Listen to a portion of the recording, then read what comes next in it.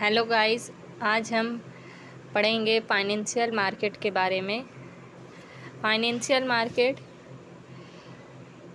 Is a market place where buyers and sellers trade financial instruments such as stocks, bond, equity, security, currencies. Financial market, जिसे वित्तीय बाज़ार हम कहते हैं, वित्तीय बाज़ार अर्थव्यवस्था का वह बाज़ार होता है जिसमें बायर्स और sellers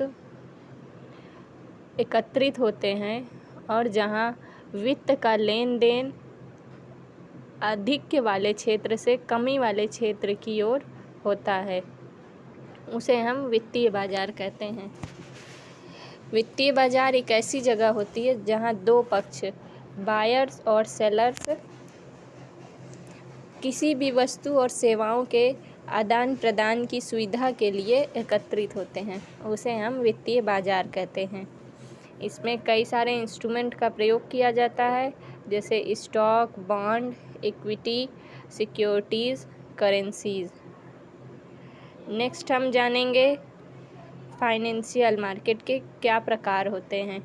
it is categorised into two part. Financial market को दो कैटेगरी में बांटा गया है। पहला है मनी मार्केट एंड सेकंड है कैपिटल मार्केट। अब हम जानेंगे मनी मार्केट के बारे में। मुद्रा बाज़ार। मुद्रा बाज़ार किसे कहते हैं? Money market short term financial market होता है। Deals in instrument with maturity less than 1 year. Money market क्या होता है? एक शॉर्ट टर्म फाइनेंशियल मार्केट होता है। इसकी मैच्योरिटी लेस देन 1 ईयर, जहां हम 365 दिन से कम के भीतर इंस्ट्रूमेंट का ट्रांजैक्शंस करते हैं, उसे हम मनी मार्केट कहते हैं। इसमें हाईली लिक्विड और लो रिस्क, क्योंकि इसका ड्यूरेशन कम होता है तो इसमें रिस्क काफ़ी कम होता है और लिक्विडिटी भी ज़्यादा होती है। नेक्स्ट हम देखेंगे instrument of money market. Money market के क्या क्या इंस्ट्रूमेंट हैं जिसके थ्रू हम ट्रांजैक्शंस करते हैं। तो पहला है कॉल मनी। कॉल मनी, जिसे कि हम देखेंगे, कॉल मनी जब मनी ओवरनाइट के लिए उधार लिया या दिया जाता है तो उसे हम कॉल मनी कहते हैं। नेक्स्ट है ट्रेजरी बिल। ट्रेजरी बिल, जिसे हम टी बिल भी कहते हैं, यह भारत सरकार जारी करती है और ये शॉर्ट टर्म सिक्योरिटी होती है जिसके द्वारा सरकार उधार लेती है और इसका मैच्योरिटी टाइम होता है 91 डेज़, 182 डेज़ और 364 डेज़ तक के लिए। थर्ड है कॉमर्शियल पेपर। कॉमर्शियल पेपर, जिसे हम वाणिज्यिक प्रपत्र भी कहते हैं, ये भी एक तरह का प्रॉमिसरी नोट होता है। इसे कंपनी इशू करती है और इसका मैच्योरिटी ड्यूरेशन होता है जनरली 7 दिन से लेकर 1 साल तक का होता है। फोर्थ है certificate of deposits. Certificate of deposit, जिसे हम कहते हैं जमा प्रमाण पत्र, यह एक कॉमर्शियल बैंक या बचत संस्थान के माध्यम से डिपॉजिटर को जारी किए जाने वाला एक इंस्ट्रूमेंट होता है।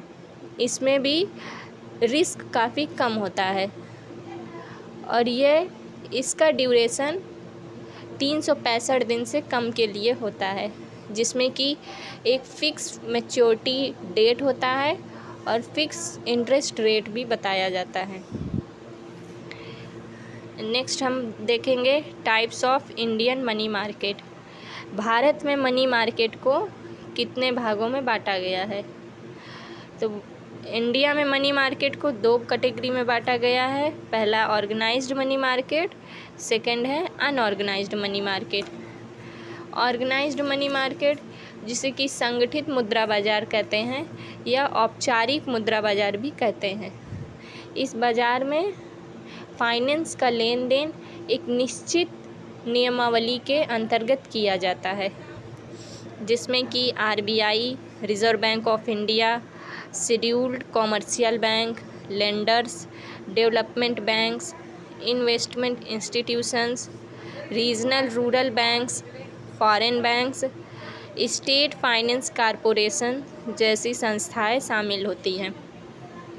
सेकंड है अनऑर्गेनाइज्ड मनी मार्केट, जिसे कि अनौपचारिक संगठित असंगठित मुद्रा बाजार कहते हैं या असंगठित अनौपचारिक मुद्रा बाजार भी कहते हैं। इस बाजार में फाइनेंस वित्तीय नियमों का अभाव होता है। फाइनेंशियल रूल्स और रेगुलेशंस इसमें लागू नहीं होता है।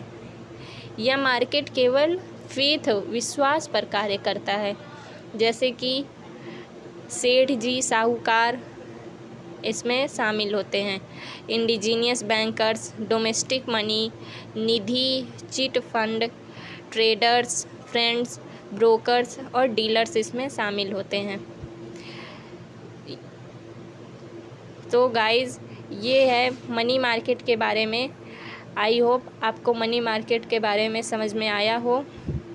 अगर समझ में आया हो, अच्छा लगा हो, तो प्लीज़ मेरे वीडियो को लाइक करें, सब्सक्राइब करें और शेयर करें।